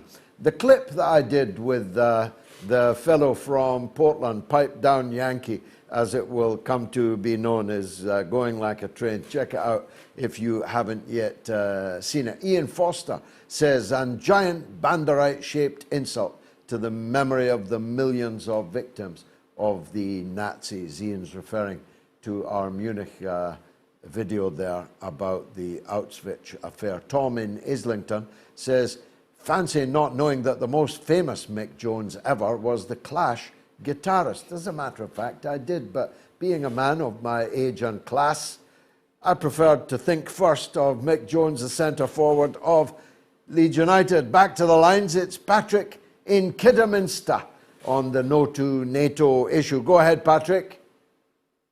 George, thanks very much for allowing me to come onto the show. I'm a long admirer of you, and well, since you're MP of Bow and Bethnal Green Days, thank you, and your fight for getting the truth out there, you know, because I do hope that, unfortunately, I won't be able to attend the event, but I hope that it does go well for you, and we do something to stop this craziness what's going on right now across Europe and what looks like could be kicking off in other parts of the world. You know, I've had my own battle with the truth out there myself, so much so that I've put together a website called thereisonlyoneTruth.com, and it talks about my own struggling getting the truth out there and the challenges that I've met, you know. So that's www.thereisonlyoneTruth.com, and I invite people to go there and have a look and just see how difficult it can be when someone has a story or a message to tell in getting it out there, how it can be blocked, you know. So with that, George, I would like to say I wish you all the best for the upcoming event, and I hope that it does go some way in the authorities making some reversal of what's going on now, because it's not just the people in the UK and Europe that's frightened, there's people around the world that I speak to, and I know that they're worried about what could escalate and be, you know, well, doomsday really. With that, George, I'd like to say all the best. Ground zero. Yes, absolutely. Ground zero. Absolutely, there's George. the poster there. There's the latest. Oh, look at these speakers. Craig Murray, the Right Honourable Craig Murray, former British Ambassador. Honourable Peter Ford, former British Ambassador. Fiona Edwards, a very bright young woman from No Cold War. Andy Hudd from the ASLEF. Claire Daly, MEP. Mick Wallace, MEP. Anya Parampil, American campaigner and journalist, former colleague of mine. Max Blumenthal of the Grey Zone, possibly the most forensic journalist working in America today. Loki, the star. Audrey White, the pensioners champion on Merseyside. Myself, I haven't spoken in London for a long time. This will be my first time back. Chris Williamson, the former Labour Member of Parliament. Reuben Lawrence, who is a good comrade of mine, a former soldier, former guardsman, no less, and now a pillar of my party, the Workers' Party of Britain. David Miller, the academic. Dan Kovalik, the American writer and commentator and frequent guest on this show. And as I say, one or two surprise packets. So get a ticket. If you've got a ticket, keep it ready. Be in central London on Saturday, the 25th of February. And we hope that the meeting will agree to launch a new anti-war movement called No to War, No to NATO. Heaven knows our country needs one. Michael is in Minneapolis. Let's hear from him. We always get sense from him. Go ahead, Michael. Well, George, I'm angry today. So I just want to quickly run through the timeline of the Tyree Nichols murder at the hands of the police, and then talk about why it's so important and why this is such a huge and terrible event. I mean, the young man was taking pictures of the sunset in the park. Then he leaves to go home to his mother, gets pulled over, and I've watched the video. It's beyond disturbing. Police immediately grab him, drag him to the ground, pepper spray him. They beat him with batons, kicks, and punches. They attempt to taser him. He escapes. Well, he's calling out for his mother, which is his mother's house is just 100 yards away. They get him back into custody. They beat him more until he's totally unresponsive. And then they pick him up and lean him against the car. He slumps over again. The medics arrive, and they spend 16 minutes shooting the wind with the cops before they even do anything for this man, as he's sitting there slumped over dying. And George, as you know, because we had many talks about this, in 2020, George Floyd was murdered in similarly outrageous fashion by the police. We protested in this country for 6 months straight. We got zero reforms. We got nothing from our elected politicians. And now here we are, almost 3 years later, going through the exact same thing again, and nothing has changed, George. Nothing has changed. And where are the American people supposed to go from here? Because no matter what we do, this keeps happening over and over. Last night, we tried to go out and protest in Minneapolis. The police overran us with dozens and dozens and dozens of squad cars until the protests. So we can't do that either. So I don't know, George, but I'm really riled up on this one. And this is just, I don't know how this is sustainable. It's not. So you should be. There are a number of layers to this. But let's deal with the obvious one, the elephant in the corner of the room. These savages who beat this young man to death were all, like him, black. What do we draw from that? To them is blue. That's what we draw from that, George. The only color that matters to them is blue, and they're only loyal to blue. And that's all that matters. We live in truly a police state if even a black man can be murdered by a handful of other black men masquerading as police officers. And the way they talked about it after, George, they're joking about it. I mean, they're coming up with their cover story. And I just think of the young man. They're saying, give me your hands, as they have his hands pinned behind his back, and they're beating him. They keep saying, give me your hands. They have him. They have his hands. They had him in custody. And it just doesn't, I don't know. Yeah, they were saying that for the microphone on their vest, right? Yes. Oh, yeah. They're saying that exactly as if we didn't. But then, of course, there ended up being multiple videos, including, thank God there was the camera from the light post nearby, or we wouldn't be able to see in the detail from just the body cameras, which are kind of hard to make out at times. And you're exactly right, George. They're saying it for the cameras, and I'm just so upset about this. And there's the fact that we elected an entire slate of Democratic politicians and they gave us nothing, and it was their base who was out in the streets protesting. It was their Democratic base, young and multicultural and together, who marched for this, and we got nothing, no reforms, no changes, and now the uprising over Floyd began in your state, in Minneapolis. How has Memphis taken the final release of these videos? I mean, there have been, there are immediate protests across Memphis, and you can see them. I've been following them from afar. Obviously, Memphis is quite a ways from Minneapolis. But, the people can't believe it, and they're outraged across the board. And I've even seen, we go through this every time, George. We go through this every time. I feel like, I'm banging my head against this wall because we've had this conversation before. And, and it's just a different day, and it's a different young man, and it's a different young man who lost his life. And that's the only thing that's changed, and a different family that's grieving. And everything else is the same. People are outraged. People come out and protest. We demand changes, and we don't get it. We don't get any changes. We don't get any reforms to the police. In fact, they got more money in their budget from our current president. They got more, and the president more before money, that too. And let's not changed. point fingers at him, because it's every president, all the politicians back the police without any hesitation in all situations. And then they demand that we not, and then we try to protest. They won't even let us do that. So I don't know what to do They're an anymore, occupation force in American cities, right? We are they're occupied in effectively our an own occupying city. force. Yes, that's exactly. I mean, George, when we went out last night and tried to protest, and the cops, just overran us with so many squad cars that there was no chance of taking the street.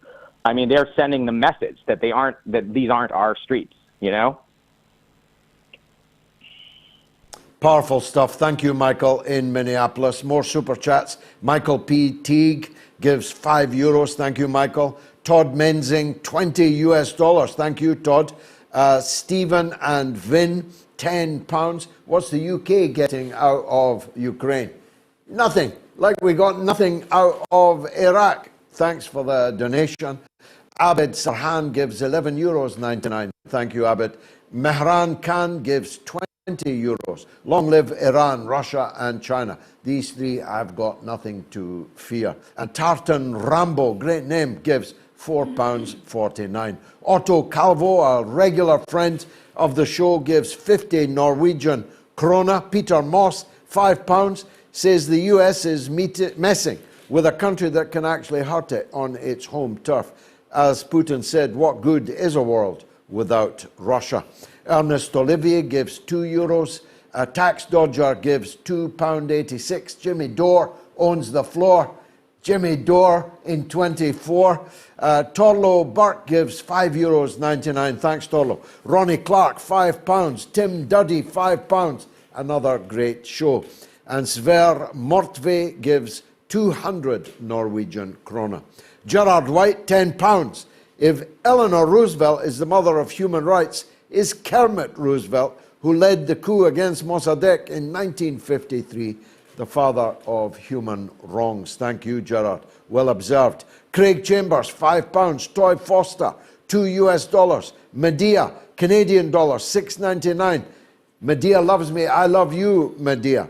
Jovan Kudra, £20. Gigi, good luck with the demo. Djokovic gave Serbia a massive boost today. PM in the making, God willing. I never thought of that, Jovan. I never thought of him entering politics, but he's definitely the world's most famous and greatest Serbian today, having won the Australian Open after all that they did to him last year. HR gives £10. Top man, George. Thank you, HR. Bob Wright, 10 Canadian dollars. Felix Lopez, $10. Love it. Earl Grey, Mike is fab. Thanks for having him on. I must say, he really impressed me. He was really, really good. Wrong Spell gives 5 Canadian dollars. The oligarch needs to receive a punch from the left and the right. Mr. Jacob Edwards, £5. How do I get tickets for the No to NATO rally in London? We need to get the population out to show the warmongers we mean business. I think we just put up the meme. Roll the video back and you'll see it. Justin Daniels, €2. The Irish are leading protests against globalism. And Lynx gives £5. James Warren Bay, $2. Hammy Rami, £2. John Byrne, £20. See you on the 25th of February, says John. Bless you and free Julian. Tony Soprano gives €2. Faran, please marry me. MOATS, the best on YouTube. Faran, if I were to send you all the marriage proposals I get for you, but they have to come through me first because I have to vet them to see that they're up to your standard. The Chogi Show gives $1.99. They aren't picking it up because she is a D-list celebrity. Darren Henry gives $2 New Zealand dollars. Paul Metz Cohen, £10. Thank you, George, for your courage and putting the truth out there. Thank you, Paul. I'm afraid only of God. Irshad Ali gives £5. The US and its NATO allies are hell-bent against Russia, poking China in Taiwan and instigating riots and attacks in Iran. And Charlie O gives £1.79. Mr. G, legend as always. Thanks, Charlie. Ash Ketchum, 50 British pounds. Best one of the night so far, thank you. Stephen Mountain, £2. C. Mavzo, $4.49. I'm sad about all the European leaders that don't know how Russia was involved in liberating Europe. And Rafael Legonda gives $5. Putin, in his speech, said America liked to intimidate people. Starting so many wars is proving him right. No logic in the way we are acting today. Thanks, Raf. Now the switchboard has been rammed. Do you know how many calls we got last Wednesday? That's for the Wednesday night show, the quieter of the two. 157 people called the show last Wednesday, and it's been very busy tonight also. Kenson is in Bristol on Ukrainian refugees. Go ahead, Kenson. Hi, good night, George. How are you? Hi. Yeah, good. Right. Go ahead. Glad to finally be here. So, besides my issue that I really called to talk about, I recently looked at a video on Channel 4 News where some Ukrainian ladies saying that here, this country is too diverse and they didn't warn her that here had different races of different people and different people groups and so forth. Yeah. So recently I had an experience. I saw it. I've seen many such videos. All these countries that have taken them in, they're far too black, far too many Muslims and, I don't know, refugees for their liking. I'm Go ahead, trying to understand I'm really trying to understand, if you're in a country where there's war going on, so obviously people feel sympathy for you and bring you here, and same way people from wherever else they came from, going through the same exact situation, you saying that you don't want to be bundled around these people because they have different ethnicities. I don't really understand what's really going on with these people, you know? It's just like a fascist mentality they have, that they really can't suppress their true nature, you know? So my question is, my granddad, I'm a black man, and my granddad fought in the war, right? He's from the Caribbean. He fought in the war against fascism and Hitler and whatever, right? So what I'm saying is, what's really going on now in the world today? What's really going on? Is everyone gone mad or something? I don't understand what's really going on. There is a madness abroad. We are led by dwarfish fools who are out of their mind, literally, in the case of Joe Biden. I mean, Joe Biden is literally a blithering idiot. He makes George W. Bush look like Aristotle. Joe Biden is the dumbest man ever to hold office in any country, anywhere in the world. He reminds me of the late Hastings Banda, who was the more or less dictator of an African country I visited on a tour called Malawi. When I came in, this would have been in the 1990s, when I came in, he asked me, how was the Prime Minister, Mr. Wilson?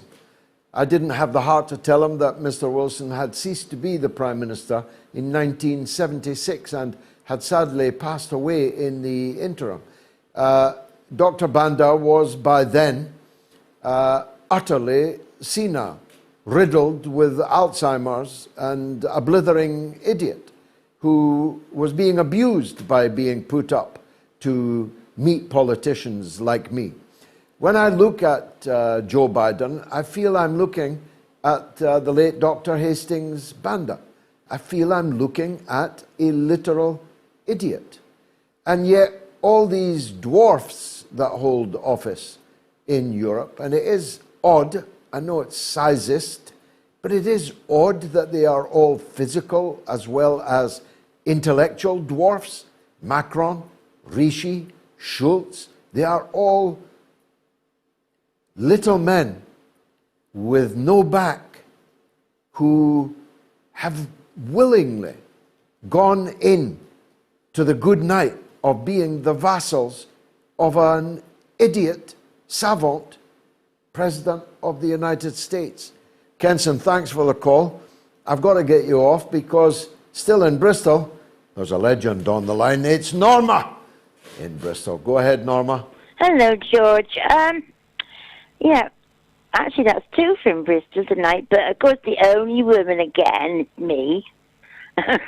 Anyway, what annoys me, George, is this free speech thing. If I wanted to get on a radio program, phone in, and I was not pro-Ukrainian or pro-Zelensky, and if I talked about the senselessness of the war, but I tried to mention facts about Russia not being all bad, we just get shouted down as if we're semi-traitors, you know, to the country. And it's so wrong because we need this alternative. We can't have propaganda all the time without discussion. It's ignorant, isn't it? Don't you think? I mean, it's a worry as well. Well, I do. It's a very great worry. What we have now is an information lockdown about the war. We have an information lockdown to willfully deprive the citizens who pay and may ultimately pay with their lives for the policy that is being pursued by our governments. The information lockdown is necessary because the case for the NATO side is so utterly flimsy and mad that only by denying to the public the existence of contrary arguments can they hope to continue to prevail? So every tool in the toolbox of censorship and repression, short of physical violence, so far is being used. The shadow bannings, the algorithmic suppression, the cancellations, and the literal no platforming, deplatforming of people. We've now experienced that ourselves. But of course, the show goes on, and this show goes on, Norma, and it's no show without you. I'm glad that you called and were our last caller, albeit briefly, and as you rightly point out, the only woman. I should say that women callers are prioritized on here, so if you're a woman half thinking about calling, then please do. You will quickly find yourself on the air. So we've come to the end of the show. I promised you it would be a tumultuous one, and I think that it has been. Jimmy Dore, in particular, was incendiary, as well he might be. And that incendiary performance illuminated darkness for many people about where we are in America, where America is, and where we who are enthralled to America in the rest of the world are. The United States is a deeply sick society, a society that murdered its own president, that murdered its next president, his brother, a United States that murdered the Christian Tribune, Dr. Martin Luther King, a United States that murdered the effective president of Black America, Malcolm X, a United States that drowned tens, scores of millions of people in blood around the world, and yet still convinces itself, as the fool in Portland on the Hill on Wednesday's show made clear, as being the people of the right, people who are doing the right thing, people who are an exception. And it's true that America is an exception. It is exceptionally brutal. It is exceptionally corrupt. It has exceptionally foolish, in the case of Biden, and venal, in the case of the others, the Lindsey Grahams, the Nancy Pelosi's, and the rest. It's exceptional, all right. It's exceptional in the number of people that its police officers kill. It's exceptional in the number of people that the citizens themselves kill. It's exceptional in that half of the country is poor or on low income in the richest country in the world. It's exceptional in that 70% of them still don't have health care insurance. It's exceptional, all right, in that it is effectively an apartheid, racially segregated society. It is exceptional in the fact that fools on that shining city on the hill have their finger on the trigger of weapons that could and may yet bring about the very end of humanity, the very end of the world. If that's a somber note to end on, it has to be. These are dark and dangerous times. You heard that wonderful call from the man who lived through being told it would be best to be sitting in ground zero when the bomb dropped, because you would be instantly vaporized and you wouldn't feel it. It's been marvelous for me. I hope it was for you, and if it was, come back on Wednesday night at 9 p.m. Note the different time, 9 p.m. UK time on Wednesday for the midweek mother of all talk shows. And get your ticket for No to NATO, No to War on February the 25th. See you then.